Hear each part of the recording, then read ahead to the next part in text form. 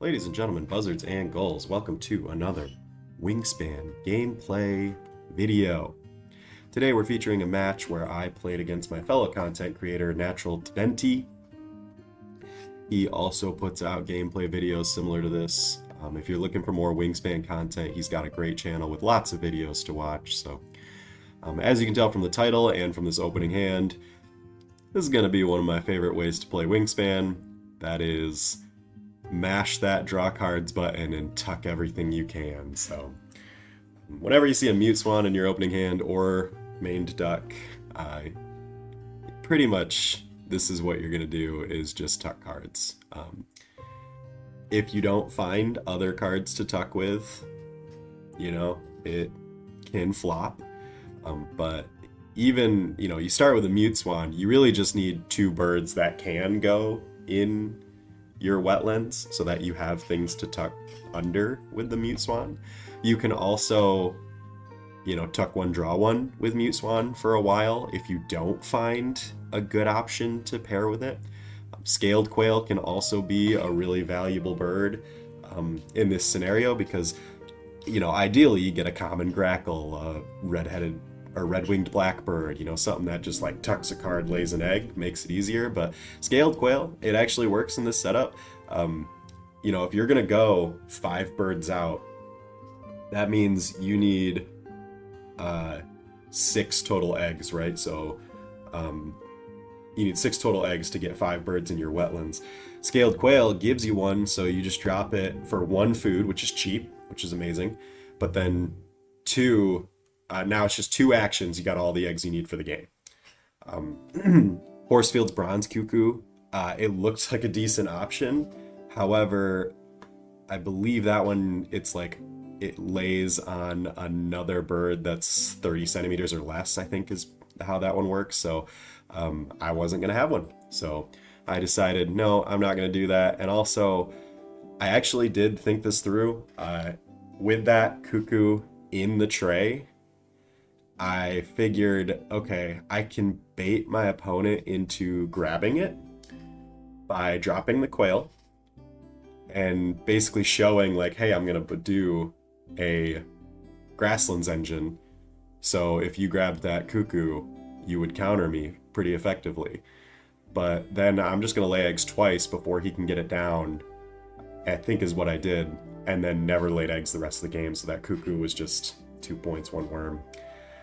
Which, there are worse plays, but either way, I made him think to grab it, and then he didn't really get any value out of it. So I'm looking at this. I actually, at this point, was like, I don't think I need to force full tuck, but I'm probably going to, right? Like, this is how I'm set up. So sure enough, I see the cuckoo leave, so I'm like, all right, let's lay eggs once. And if he drops it, then we won't lay eggs for a while.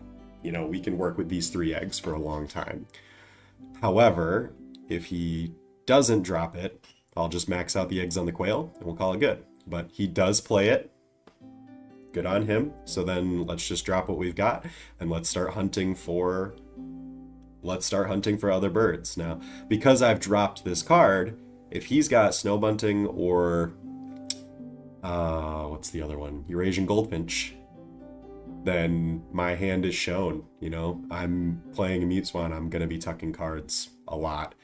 But, pretty unlikely that he has those very specific cards in there. He drops a puffin, which I imagine he probably thought to himself, I really don't have any good wetlands option. But then I have to wonder, that great crested grebe is right there in the tray.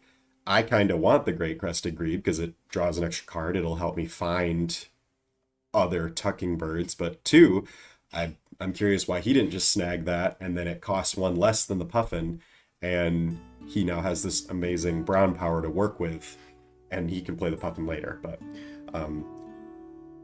one thing I want to mention, we did decide to release these videos at the same time on purpose so that for those watching, you can see both perspectives. So I'm curious to see what his perspective on this game was.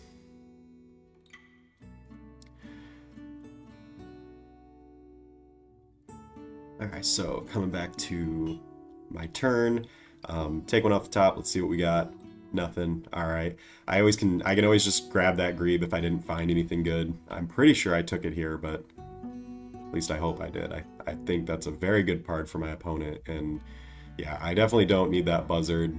I mean, I guess it could go on the quail later in the game, but it doesn't matter. I'm probably going to be tucking cards. So yeah, okay. Took the Grebe. Good call. So I figure what I'm going to try to do is just ditch a card for food that I need. Hopefully I can find something that also gives me food in the wetlands, but it's not, you don't have to. I am thinking, okay, what if I ditched a card and just played the Cooper's Hawk as a cheap option that I can now get 2 food per turn when I'm up in the forest.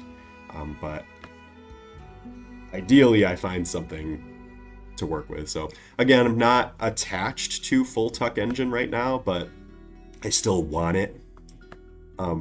I find full tuck engine is a very safe way to break 120, especially when you're leading with a mute swan. You're really just looking to see if you can find that maybe a mange duck, maybe a Chiff-Chaff and mute swan kind of overlap a little bit, but even just like barn swallow, like I said, red-winged blackbird would be great. Bush tit, just anything to kind of push it along. So, and then I see this wedge-tailed eagle, and I'm like, well, I do have birds with a cost of 3, and like it doesn't exactly tuck cards, but it does generate points. It is a similar vibe, and it starts at 7, so that's actually a pretty decent bird to consider right now. I mean, that could go in the Fort Wetlands and, you know, push my engine further. So I think about it. Now we got this turtle dove. Turtle dove's decent, but I don't think it's quite what I want. Tawny frogmouth. And I look at that and I'm thinking, hey, tawny frogmouth is another 3-cost bird. That bird actually does a lot of work. Like, that bird very rarely misses.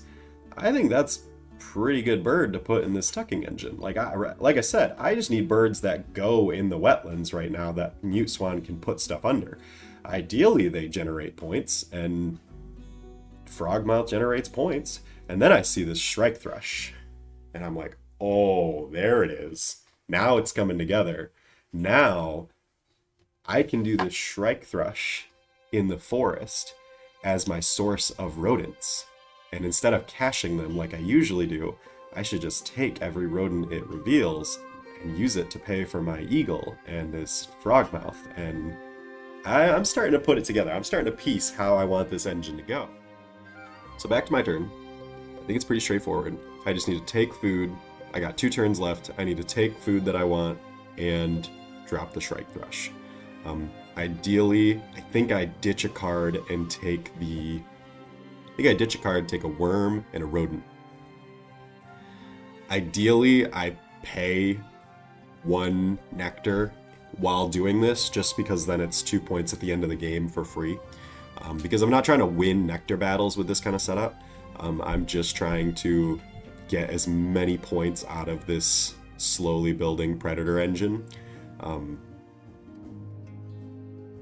But yeah, the worm I will definitely use, and the rodent I will definitely use.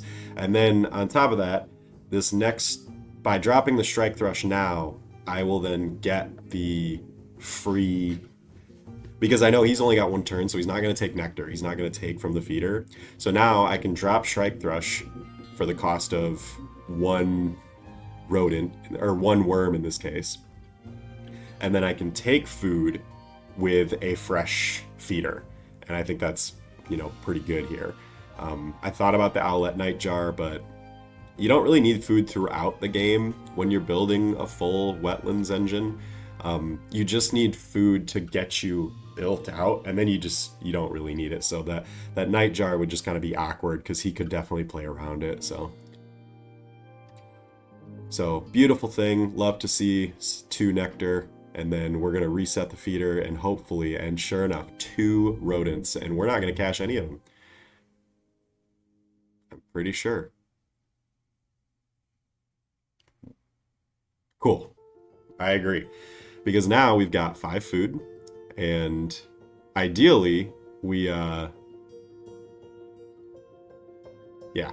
Ideally, we, drop these two, but if we had found 3 rodents there, that's asking, but that would have been truly incredible. But either way, we found 2, and that's great. That's perfect. So now I think we can actually start dropping one of them and then start drawing for more cards. Or we could take more food and drop them both. Yeah, I think we drop them both because then they can both start generating points. Because like the wedge-tailed eagle is the lower priority, but wedge-tailed eagle, like tawny frog, like any predator, the more you use it, the more you're going to get out of it. I mean, you might miss on the first one, but it really, I look at the odds on things like that, and it's like, okay, interesting. I wonder if I'm trying to get more nectar out of the...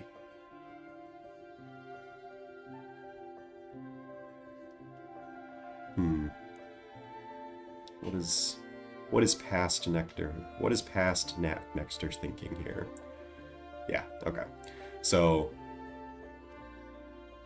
yeah, I'm cool with that. And then, honestly, I'd still just keep the rodent. The 1 point... Generally, I make this mistake all the time. I'm not perfect, but I think it's generally safe to keep the rodents in the first 2 rounds. That 1 point that it gives you is not gonna win you the game at the end. Not a guarantee. You might lose by 1 point because you didn't cash a rodent, and I'm sorry if that ever happens to you, but, hashtag not liable. Oh, we can't use hashtags anymore. It's X. Anyway. So now I've got the food I need. I think it's just drop Frogmouth, Wedge-tailed Eagle, and start pulling cards, see what happens. Even Wilson Snipe is looking mildly appealing. We might be able to work with that.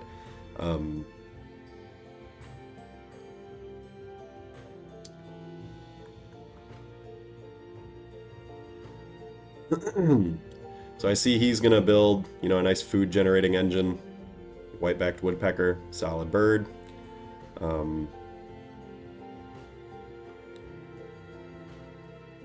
I'm cool with this. Conserve the nectar, see what plays.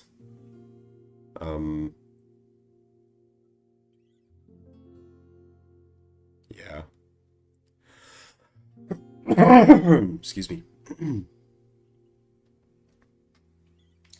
Kind of getting over a cold right now, so I don't quite sound 100%. And that's because I'm not 100%. I hope you can bear with me.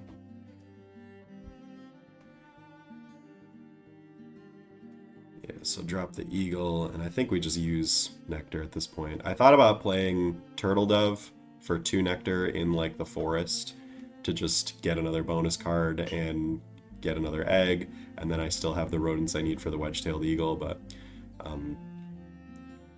yeah, I decided against it. I decided I just want to keep digging.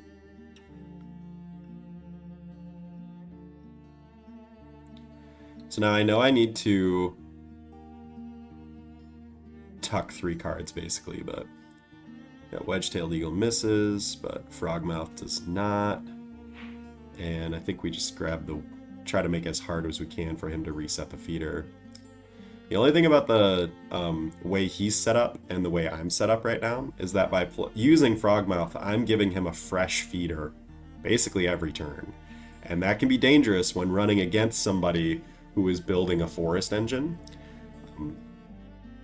I still did it. I still don't think it was a bad move, but it could have definitely backfired if he, was really like, hey, I can, like, the way he's building, he's getting points, and now he's getting a lot of nectar, and like he's definitely on pace to win all 3 nectar battles, right? I only have 3 in the forest, right? So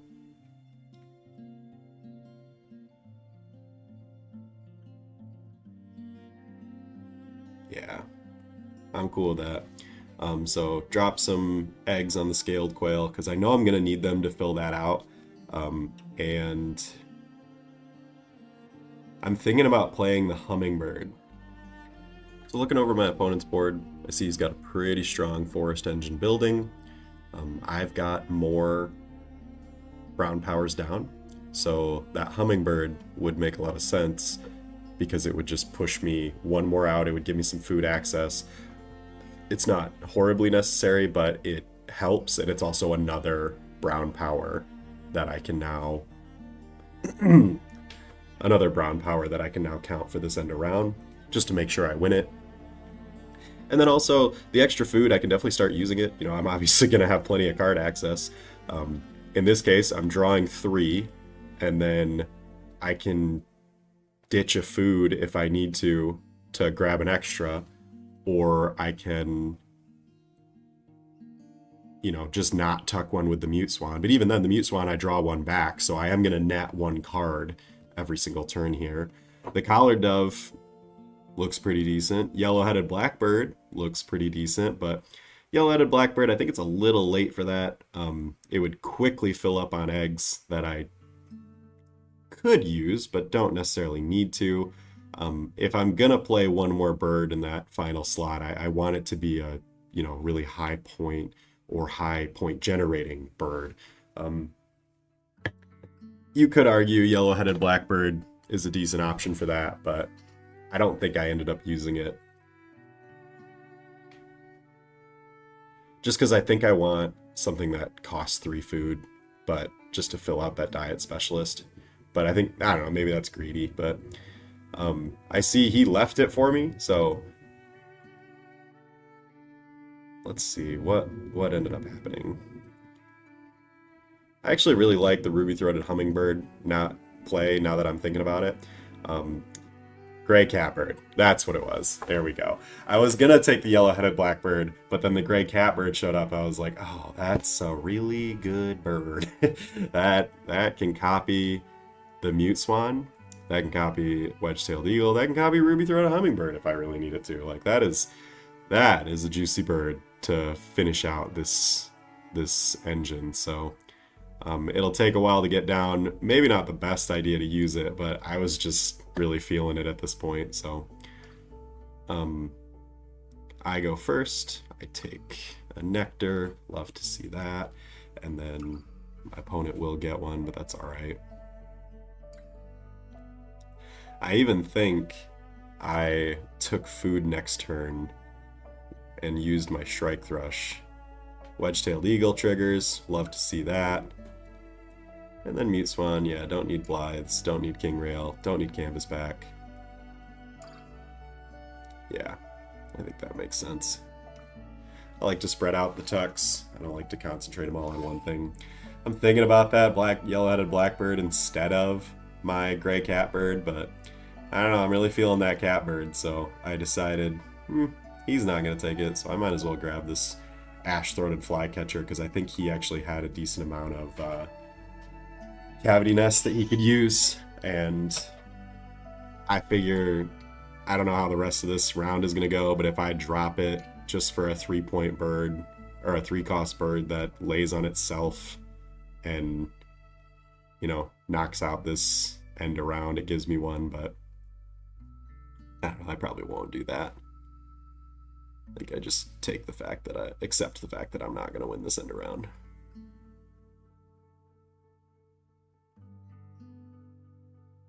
Yep, don't need that, don't need that, don't need that.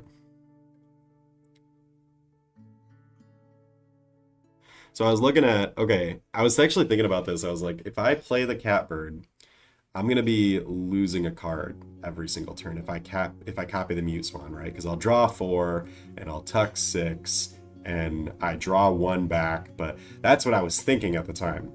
But for those of you that already can tell, that's not how this works. By copying the Mute Swan with the catbird, so I would be drawing 4, and then I would copy it, I would tuck 3, and I would draw 1 back. And then I would tuck 3 again, but then I would draw 1 back. So really, actually, I come out net even on cards, and it is, what is that? 6 points for just those 2, plus the Eagle and Frogmouth. So if Eagle triggers and Frogmouth almost always hits, I think Frogmouth, I calculated out, it's like a 94% chance of success or something like that. Someone in the comments can correct my math if you want, but... Yep, don't need any of those. I would love one more nectar for this catbird.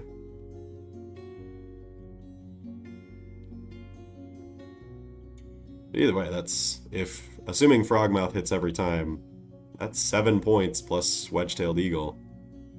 It's pretty reliable, so.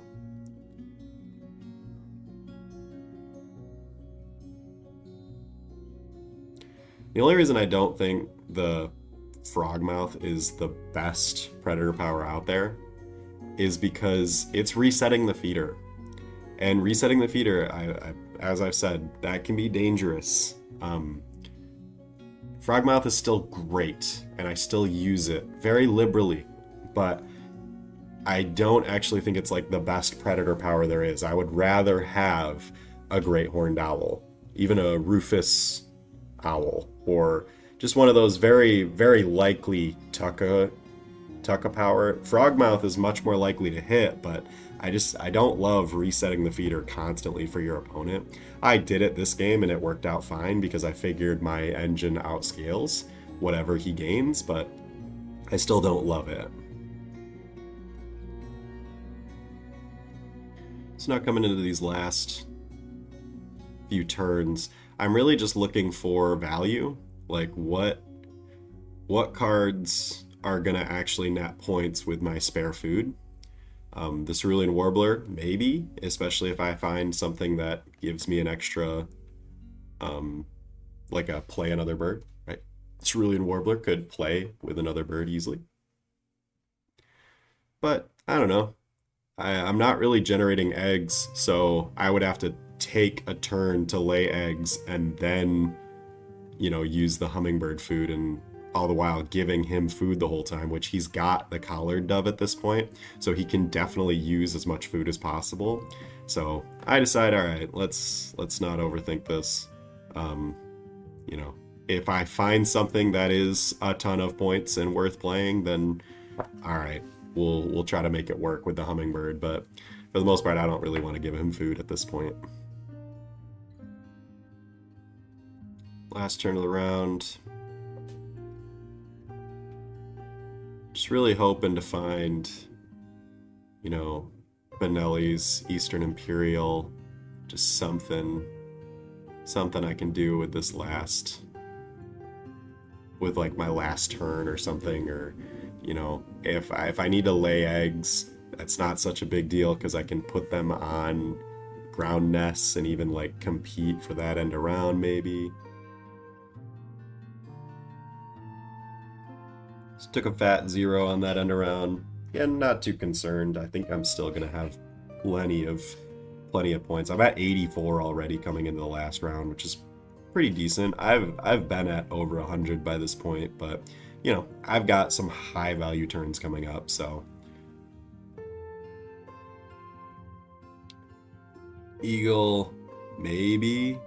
Great Horned Owl, maybe. I mean, I could theoretically take that owl and, one, I don't want my opponent to have it. I think that'd be a good bird for him to draw, which is important to do when you're doing this full tuck engines, is just pay attention to the tray and take the good birds out of the tray.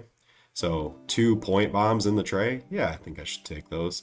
But also the owl is something I could potentially try to grab for myself, right?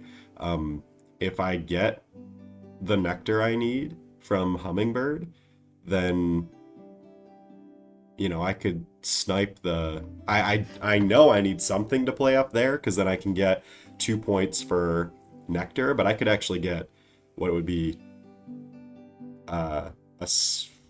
It would put him. He loses 3, and I gain 5. So that's 8 points for 1 nectar play if I can get 3 nectar to use in the forest.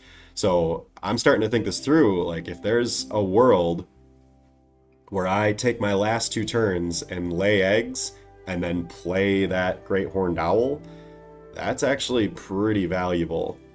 And I've already got 1 rodent, so I think about it, I'm like, okay, so maybe I just take food twice, because the more food I give him, the more he can just put on his collared dove.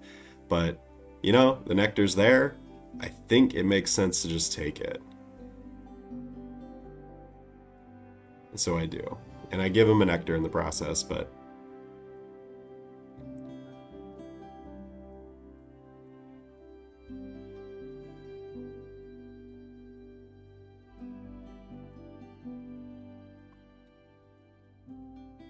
And I'm still thinking about this hooded warbler too. That's always an option. What I really want is one of those play another one birds, but I didn't really find any this game.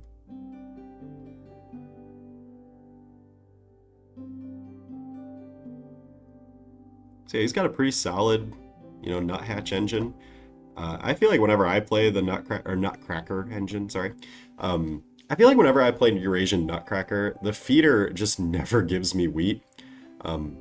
I think Nutcracker actually works really well when you have those tuck one, gain a wheat birds. I think they pair really well with Nutcracker because then you're turning your excess cards. And then also, I mean, Wood Duck always works, but it'd be cool if you had a Wood Duck with it too, because then you could draw and then tuck it for essentially 2 points.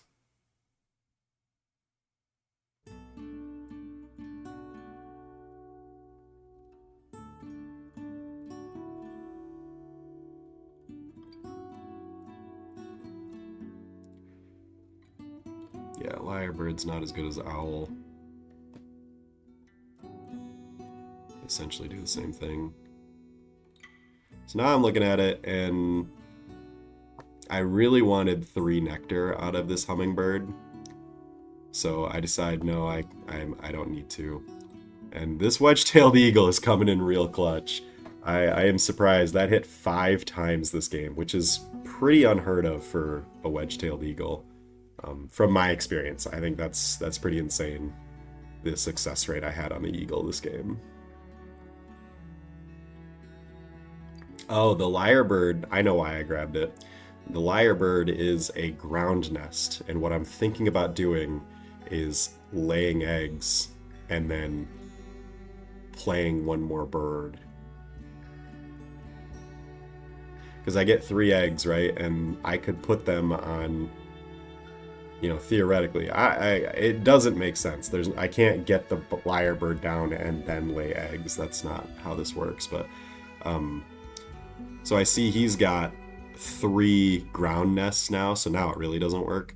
But now I'm thinking like, okay, so I think that makes this easier. Just run my engine one more time, hope I find something better, and I don't think I did.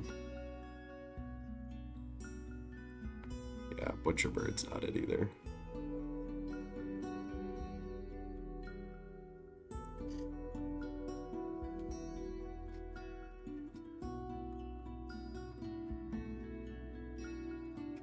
And then, yeah, Common Swift isn't it.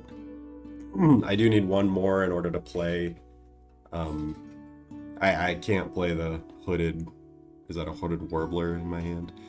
The 2 worm cost 1 there.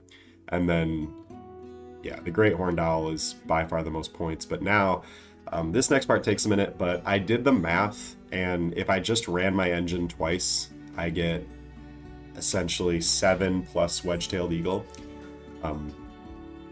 twice. So that, let's say the wedge-tailed eagle misses both times, it's still 14 points. However, if I lay eggs, there's, I'm going to say 2 points because I'm going to spend one of those eggs. And then if I play the Great Horned Owl, then I can use Nectar, which then takes me from 0 and him at 5 to us tied at 3. So he loses 2 points, and then I gain 3 points. In that case, that's a 5-point swing.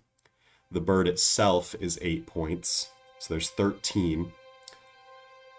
2 for the eggs, so that's 15. And then the end around is birds with ground nests, and now I get 4 for that. So doing this all in my head, it was like, okay, cool. If I can swing the Nectar, then this is super worth it. Unfortunately, he played the Oriole, so now I can't swing the Nectar, but I can still get 2 points for Nectar in the forest, just for putting Nectar up there. I get 2 points for eggs, so we're at 4. I get 4 points for contributing to ground nests, so we're at 8. And then I get 8 points for the Great Horned Owl, so I'm at 16. Again, I only gave myself 2 points for the eggs. I do lay one with the quail, but I'm going to consume one by playing the owl. So 16 points. Like I said, we're getting 7 with my engine, plus the wedge-tailed eagle. You know, you tell me which one's more worth it. This is safer, I guess. It also just feels better to be contributing to all these, you know, end around and nectar and whatnot. But I did run all that math, and now I'm sharing it with you. So a guaranteed 16 or a, you know,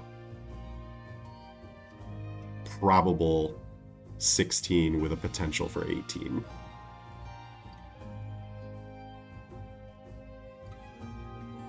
Yeah, that wedge-tailed eagle, that hits 6 times this game. There are 6 cash rodents and 6 extra tucked cards. That is...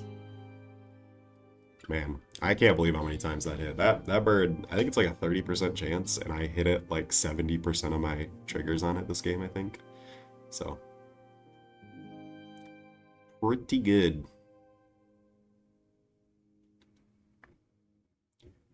I mean, if you look at the frogmouth as a comparison, right? The frogmouth hit every time, I'm pretty sure, and that's 9 times.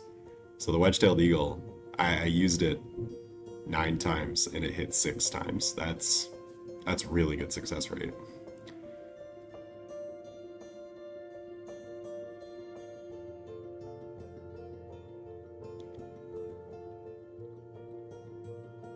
Feel free to correct me in the comments if that's not correct. So, Great Horned Owl. Went ahead and dropped that. Like I said, that whole sequence of events equated to 16 points. And, you know, looking back, if I just don't take the food in the first place and just let myself have my engine, I think that would be fine too, because every food I'm giving him, I mean, I probably gave him, what, the food he needed to play the Oriole. Well, let's just say he only tucks it. So I gave him 3 points. By taking the hummingbird. You know, that's not worth it now, right? So maybe I should have just decided, all right, not going to play the Great Horned Owl, because it's giving him 3 points and it only gets me 16. So that's math I could have run at the beginning of this round and didn't, so maybe that's my mistake. But whenever you have a Mute Swan, I don't know, I think if you have a Mute Swan in your opening hand, it's not impossible to lose. I mean, your opponent could have a very good game too, but when you get the, you know, cards that I was given and, you know, the way they played out, I think it was pretty hard to lose this game. Mute Swan is just a really, really powerful card.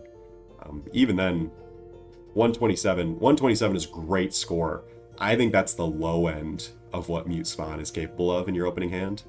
127, I've seen full tuck engines just go for 140, 150, 160. So, you know, there you go. 127 on a very forced Mute Swan build, but it's still 127. So, anyway, big thank you to Natural Tvventy for doing this, you know, both sides video where we can see both players' perspectives for any viewers that are curious.